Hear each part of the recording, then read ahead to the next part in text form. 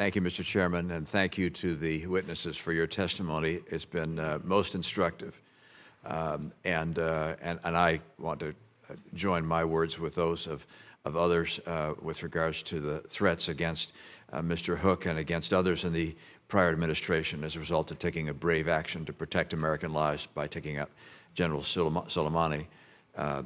It is outrageous, in my view, that that the fatwa continues to be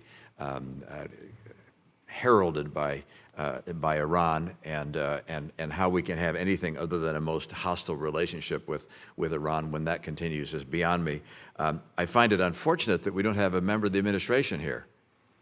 I'd like to understand the logic for their current position, how it may have changed, what their views are for going forward.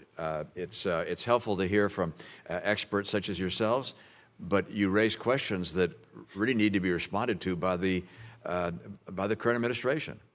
I do understand, Mr. Hook, you made the point that given the administration's interest in getting a renewed discussion on the JCPOA, that they wanted to create a friendly environment and therefore soften the oil sanctions to create that environment.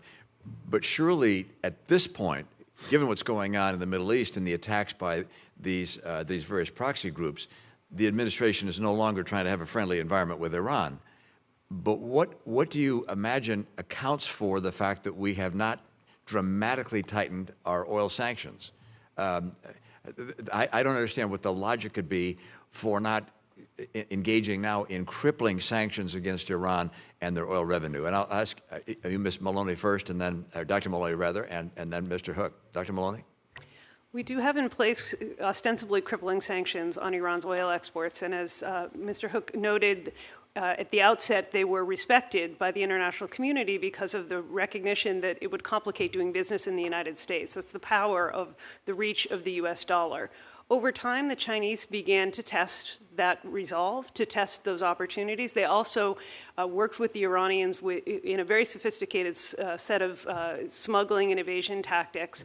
The Chinese have companies that are not banked in any way connected to the U.S. financial system, and so they are less vulnerable to American financial pressure. And over time, this has created a vast network that has enabled Iran to export illicitly in violation of current U.S. sanctions without a very easy way for us to impose severe costs on the companies that are in fact importing. Thank you. Mr. Hook? I had this sort of conversation with countries around the world, and it's what Senator Haggerty mentioned earlier. I said that you can either do business with Iran and buy their oil, and buy their metals, and buy their petrochem, or you can do business with the United States. And any country faced with that choice, it'll be the easiest decision they've ever made. They're going to side with the United States. That is the economic leverage we have that Dr. Maloney mentioned. I think the Biden administration hesitated to enforce the oil sanctions at a level that they should be until like the summer of 2022, when it became clear that the Iranians were toying with our negotiators. I think since then, the Biden administration has done some sanctions against WMD proliferators and human rights violators, but they haven't done it against oil. They have shown an interest in energy sanctions in the context of Russia, but they need that sort of level of sort of vigor and enforcement in Iran. And that is going to, I mean, look, Iran represents about 3% of the world's oil supply, and they maximum around 2.5 million barrels. We took them down to 300,000 barrels of oil in about 12 months. And now China is most of it. You have to drive up the costs in the bilateral relationship with China to get that number lower.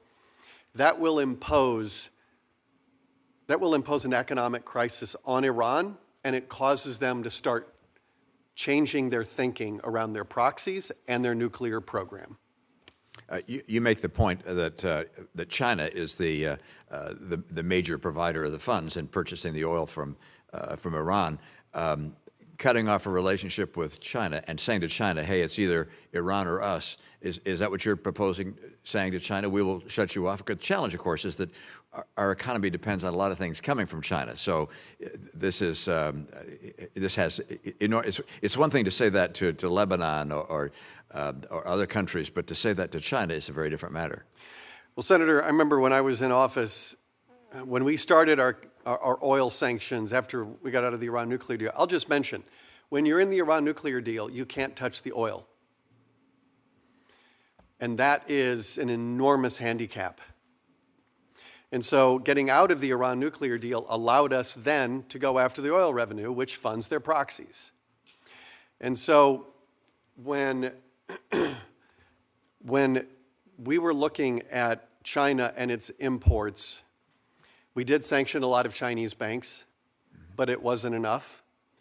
And I think that there are many aspects to our bilateral relationship with China. This has to be a big part of it. When we started our oil sanctions, the price of Brent crude was 74. We lowered it to 72, even after taking off almost 3% of the world's oil supply. And I worked with oil ministers around the world to increase production to offset the loss of Iranian crude on the global energy markets.